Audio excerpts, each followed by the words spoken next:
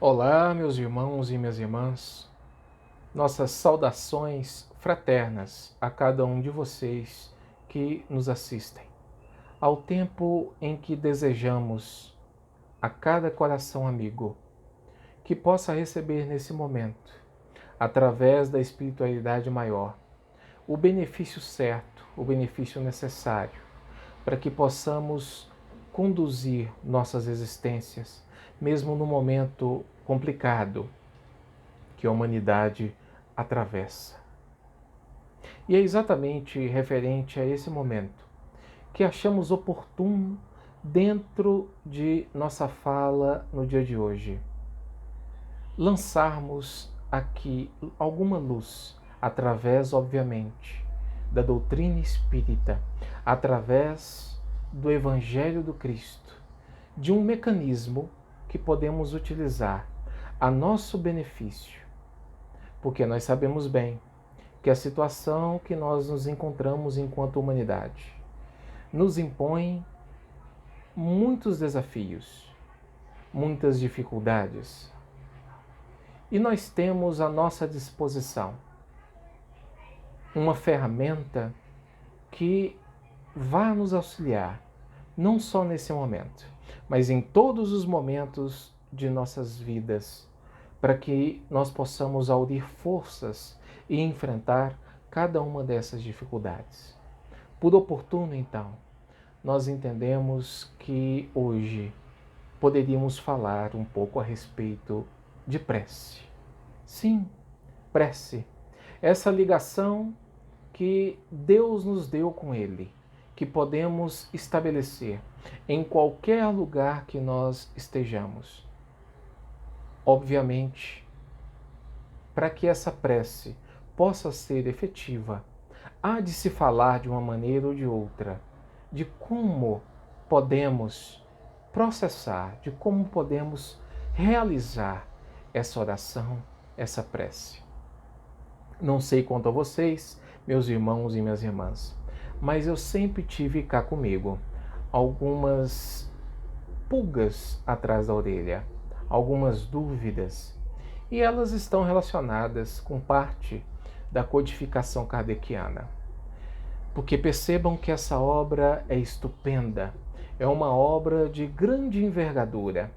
Quando nós falamos, por exemplo, do Pentateuco codificado por Kardec, visitamos dentro do Pentateuco o Evangelho segundo o Espiritismo. Lá, em cada capítulo, discorre-se sobre uma variedade imensa de assuntos, inesgotável ao nosso entendimento atual. No entanto, sempre fiquei em dúvidas de por que a opção de Kardec legar exatamente os últimos capítulos para falar exatamente de prece. Poderia talvez escorrer sobre outras coisas, mas a prece foi eleita para que contivesse a maior parte das informações dentro do Evangelho segundo o Espiritismo. Nós somos da opinião, e aí utilizamos, obviamente, como referência o nosso irmão Haroldo Dutra Dias, a respeito do porquê essa opção de Kardec. Percebam que quando cada um de nós executa uma oração, essa oração só é proferida mentalmente ou oralmente quando nós cremos em algo. Em outras palavras, oramos exatamente a respeito daquilo que cremos. Então, se nós queremos, de alguma forma, entender uma doutrina, uma religião qualquer que seja, peguemos os seus prepostos, as orações que eles proferem. Dentro dessas orações estará exatamente aquilo que nós acreditamos. Seria quase que como um resumo de tudo que nós entendemos a respeito daquela religião, a respeito daquela doutrina. E Kardec, enquanto pedagogo por excelência, fez isso muito bem. Ele fez a começar de O Livro dos Espíritos, procurando resumir tudo o que ele podia em O Livro dos Espíritos e mais tarde desenvolver isso nos outros livros de sua codificação. Se não vejamos, por exemplo, se pegarmos a primeira parte de O Livro dos Espíritos, que são das causas primárias, obviamente é assunto que é discorrido, que é desenvolvido no livro da Gênese. A segunda parte, que fala do mundo dos espíritos, nesse caso, então, nós estamos vendo o assunto que está relacionado plenamente ao livro dos médios. A terceira parte, por outro lado, meus irmãos, fala das leis morais. Nós temos as leis morais totalmente desenvolvidas no Evangelho segundo o Espiritismo. E como nós dissemos, os últimos capítulos, os 3 últimos capítulos, vão falar exatamente da oração, da prece. E a quarta parte, das esperanças e consolações, que é exatamente assunto do livro Céu e Inferno. O livro dos Espíritos, ele já tem esse teor de resumo de tudo o que viria a ser desenvolvido na codificação.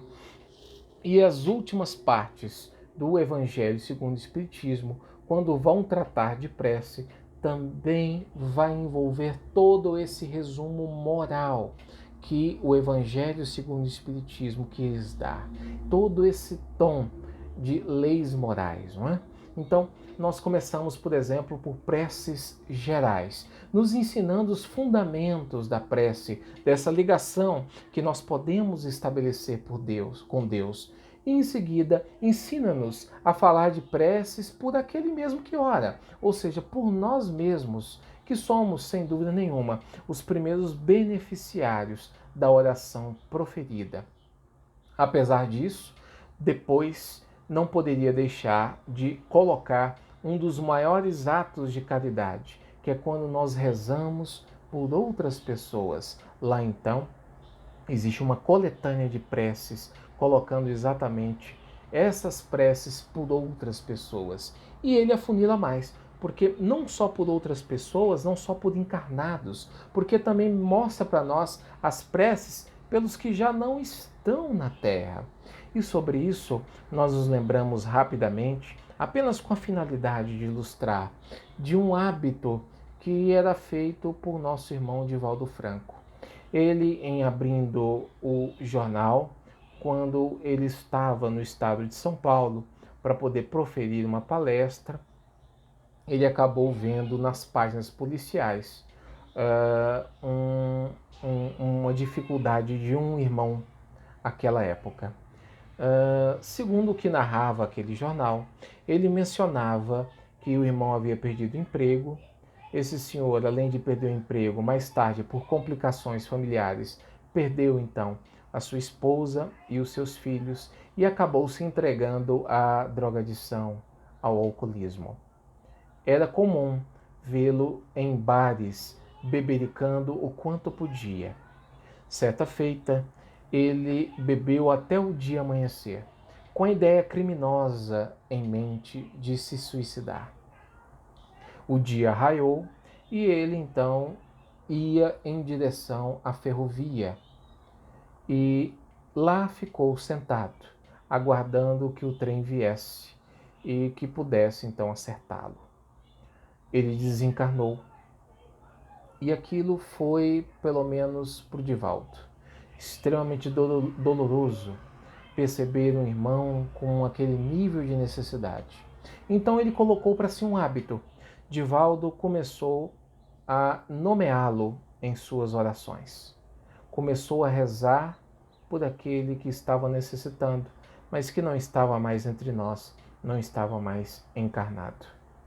Certo dia, passado muito tempo, 10, 15 anos, Divaldo se encontrava naqueles momentos de reflexão profunda, porque estava às voltas com grande dificuldade de sua vida. A sua autoestima baixara, quando ele sentiu um toque em seu ombro.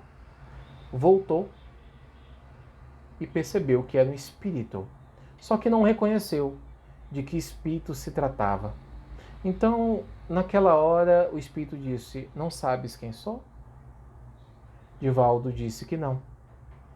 No entanto, o espírito fez questão de lembrar que era por ele que ele orava durante tanto tempo, e que ele não desistisse, porque se ele desistisse naquele momento, quem oraria por ele, por tantos outros que sofriam? A oração realmente aos nossos irmãos desencarnados é extremamente meritória e necessária, porque aqueles que sofrem profundamente encontram em nossa oração, encontram em nosso interesse um refrigério dentro de seu sofrimento. E quem sabe, durante esse tempo, eles consigam aurir forças necessárias para o seu soerguimento. Mas o Evangelho segundo o Espiritismo vai mais, porque ele também pega preces pelos doentes e obsidiados. Então, aí nós temos todo um resumo de toda a conduta moral contida dentro de nossas preces. Tamanha a necessidade de orar. Mas então fica a pergunta: como orar? Como fazer com que essas nossas orações sejam as mais efetivas possíveis? Nos lembramos com muito carinho e estamos projetando aí para vocês essa criancinha. É filha nossa. E nós temos o hábito aqui em casa, assim como todos vocês podem ter também, da prece através do culto no lar também. Então congregamos a família naquele momento. E não é raro que essa pequenina ela peça para que faça oração. É óbvio que somos suspeitos para falar, mas a oração dela é das mais simples, simples que nós conhecemos, até por conta da tenra idade. Percebam então que a oração ela se limita ao seu mundinho, mas eu fico imaginando cá comigo, meus irmãos e minhas irmãs, o quão efetivo é a oração de uma criança como essa. Porque em unindo as suas mãozinhas, fechando seus olhos e abrindo sinceramente o coração, entendemos que ela consegue atingir os seus objetivos e abençoando a todos nós, porque ela pede sempre por toda a família, além das necessidades particulares dessa criancinha. Então, a oração, nesse sentido, ela tem muito a ver com um sentimento que todos nós temos a capacidade de liberar naquele momento da oração. Porque, vamos definir, a prece, a mais às vezes, é um apelo. É um apelo, um estabelecimento de ligação. Essa ligação que transcende a matéria, transcende a carne. Ela vai muito além, porque ela permite a nós outros que entremos em comunhão com Deus, com Jesus, com os espíritos superiores. E é exatamente por isso que é através da prece que podemos fazer a nossa evocação. Mas nos perguntamos, como é que a prece ela pode ter esse efeito? Como a prece ela pode ser tão poderosa? Ela pode atingir a Deus dessa maneira? Exatamente através dos nossos sentimentos. Os nossos sentimentos sinceros disparam todo um mecanismo que nós podemos comparar, por exemplo, com o mecanismo do som. Os senhores me ouvem porque o alto-falante dentro do aparelho de vocês está propagando o meu som através do ar. Então, quando falamos, por exemplo, nós vibramos o ar em torno e essa vibração atinge o nosso aparelho especializado, que é o nosso aparelho auditivo. Não é? Mas tudo isso veio através de um elemento, que é o ar. Haja vista que não é possível que nós emitamos algum tipo de som se não houver um meio material que esteja intercambiando essas vibrações que saem da nossa corda vocal, da nossa prega vocal. No ar, no espaço, por exemplo, onde nós temos ausência de matéria, não absoluta, mas relativa, nós não conseguimos nos comunicar por som. Não é? Exatamente porque o som precisa se propagar por algum meio. É assim que acontece também com nossa oração. A nossa oração, ela acaba se propagando pelo meio que é comum a todos nós. Em qualquer lugar que nós estejamos nesse universo, nós estaremos sujeitos ao fluido cósmico universal. E é exatamente esse fluido que propaga esse o nosso pensamento, propaga a nossa oração sincera. E isso acontece, meus irmãos, na mesma proporção, na mesma intensidade da nossa fé, no nosso ato de acreditar. Por isso que nós falamos daquela menininha de minha filha, porque imaginamos que naquele momento ela acredita piamente que a fé dela está subindo em direção aos nossos espíritos protetores, em direção a Jesus, em direção a Deus. O próprio Chico sabia muito bem disso, em nos lembrando de um momento também doloroso da vida desse grande missionário do Espiritismo. Porque nós sabemos que após o desencarne de sua mãezinha, ele foi colocado aos cuidados de sua madrinha, que muitas vezes o maltratava. Dentre os maltratos que ele estava sujeito, nós podemos elencar a fome. Ele ficava às vezes dias sem comer. E exatamente dentro dessa dor da fome, ele se colocou a orar. Quando apareceu para ele a sua mãezinha, ele disse que estava faminto. A mãezinha disse que ele precisava ter paciência, que precisava aguentar. Mas como a fome era tamanha, a mãe pediu: continue em prece, meu filho, que nós daremos um jeito.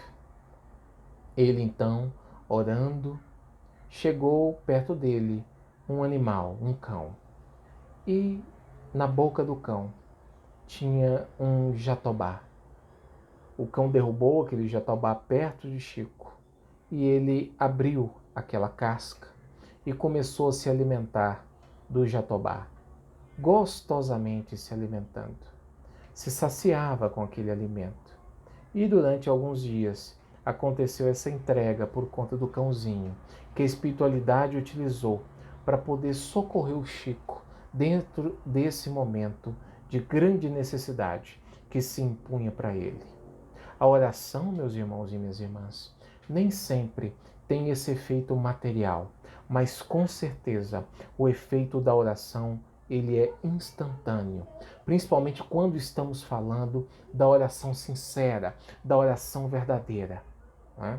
Nos lembremos que a oração verdadeira é aquela que emana de nossos corações, é que emana da verdadeira fé. Quando dizemos fé, nós queremos aqui então distinguir fé de acreditar, porque quando falamos de fé, ela diverge um pouco de acreditar, porque vamos combinar. Você pode até não acreditar que a lei da gravidade atua por sobre nós, mas certamente conhecemos os efeitos, acreditando ou não. Ter fé é muito mais do que isso. Quando falamos da fé dentro de nossas orações, estamos falando daquela oração que vem de nossas entranhas, que vem dos nossos sentimentos mais profundos. E é exatamente o Evangelho segundo o Espiritismo que acaba nos ensinando o que devemos fazer quando dessa fé nós conseguimos produzir uma prece sincera. Portanto, o que precisamos fazer para uma prece ser completa, para uma prece atingir a qualidade necessária, são exatamente 3 pontos. É necessário louvarmos, precisamos pedir e também agradecer. Mas talvez não pelos motivos que nós acreditamos normalmente. Quando nós louvamos a Deus, é uma espécie de tietagem a Deus. Não que Deus necessite disso. Não que Deus necessite ser glorificado. Até porque nós estamos falando aqui de Deus, que é a perfeição em todos os sentidos. É todo amor, toda justiça. Ele é único, é todo poderoso e todos os atributos que nós conhecemos. Não, nós louvamos a Deus para que naquele momento possamos nós outros sairmos de nós mesmos, acreditarmos que existe dentro daquele louvor algo além, algo que tem muito mais possibilidade do que todos nós, para poder atuar em nossas vidas. E é exatamente nesse momento que nós nos colocamos em posição psicológica de humildade. naquele momento em que estamos louvando a Deus. Louvado seja Deus. Pelo quê, meus irmãos?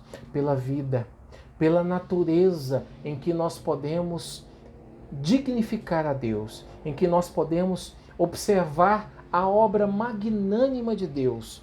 Nós podemos, naquele momento, então, de alguma maneira, percebemos a sua grandeza e louvando a natureza, nós estamos dessa maneira louvando a Deus. É basicamente muito raro as orações dentro do meu espírita em que nós reservamos um momento para podermos louvar a Deus. Façamos isso, porque é dessa maneira que nós conseguimos já nos colocarmos em posição mental de humildade diante de toda a criação, diante de toda a grandeza de Deus perante todo o universo. Esse, então, é uma das coisas que devemos fazer na oração. Para além disso, como nós dissemos, precisamos, obviamente, pedir. Aliás, essa provavelmente é a parte que mais ocupa as nossas orações, como nós outros sabemos. Mas o pedido, ele tem uma característica muito interessante. Dissemos agora mesmo que Deus é todo-poderoso e, portanto, tudo sabe. E com certeza Ele sabe de nossas necessidades. Mas é na oração sincera que nós temos a oportunidade, durante nossa petitória, de entendermos a nós mesmos, de voltarmos para nós, compreendermos nossas necessidades do fundo do coração e dentro dessas necessidades, em nos conhecendo, nos colocarmos em posição mental positiva para começarmos a obrar, para começarmos a fazer, a pensar em soluções para que a gente possa, junto de Deus, procurar resolver essas questões, esses problemas que estão dentro de nosso pedido. Então, em última análise, o pedido ele não é necessariamente a Deus. É para Ele no sentido em que nós reforçamos a nossa condição de pedintes, porque aquele que pede alguma coisa e pede numa posição humilde. Pelo menos é assim que precisamos fazer, pedir humildemente, mesmo sabendo que Deus já sabe de antemão o que nós necessitamos. Mas para que nós nos demos conta de nossas necessidades, que nós nos demos conta de nossa fragilidade durante os nossos pedidos. Daí a real importância de fazermos o pedido. E finalmente, agradecer, meus irmãos e minhas irmãs. Não pensemos que Deus necessita de nosso agradecimento. Não, não é isso.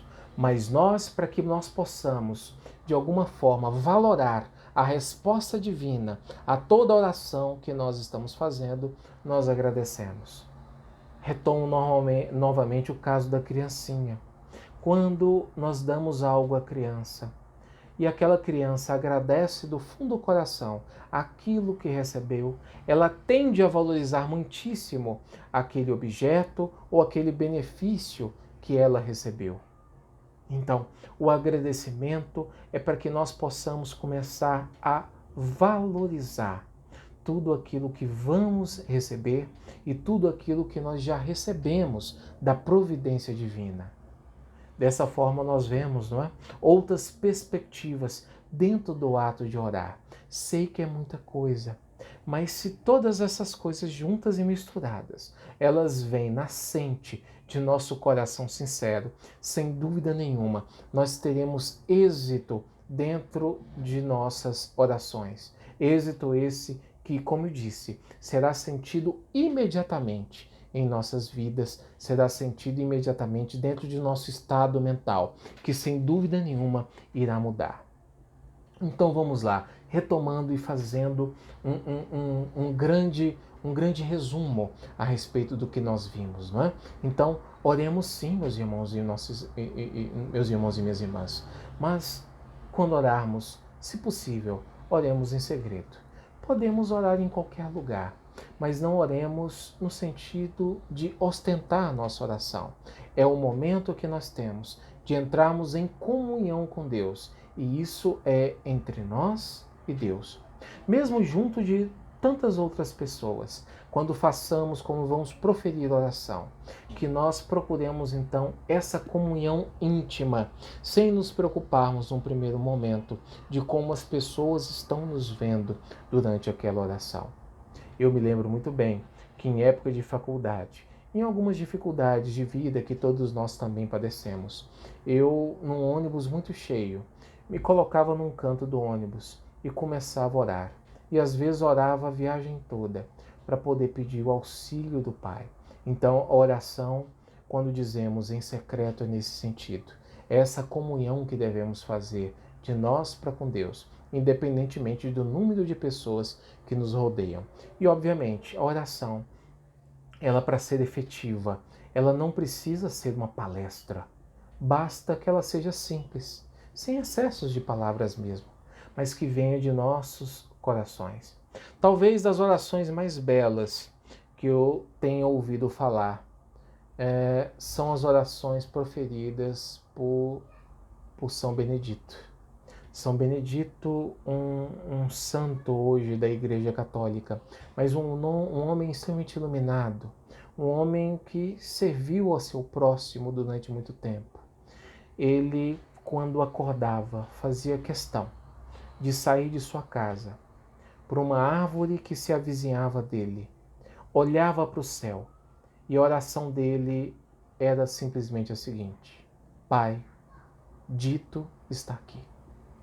E começava o dia, começava o seu trabalho, e era simplesmente isso. Oração das mais sinceras, das mais simples, de coração, que traduziam, pelo menos naquele momento, toda a necessidade, todo o agradecimento e todo o louvor que deveria ser rendido a Deus. E ia trabalhar como santo homem, até porque o trabalho em benefício dos outros, em benefício de uma coletividade, ela também se reverte em oração. Então, na oração, devemos realmente falar com o coração.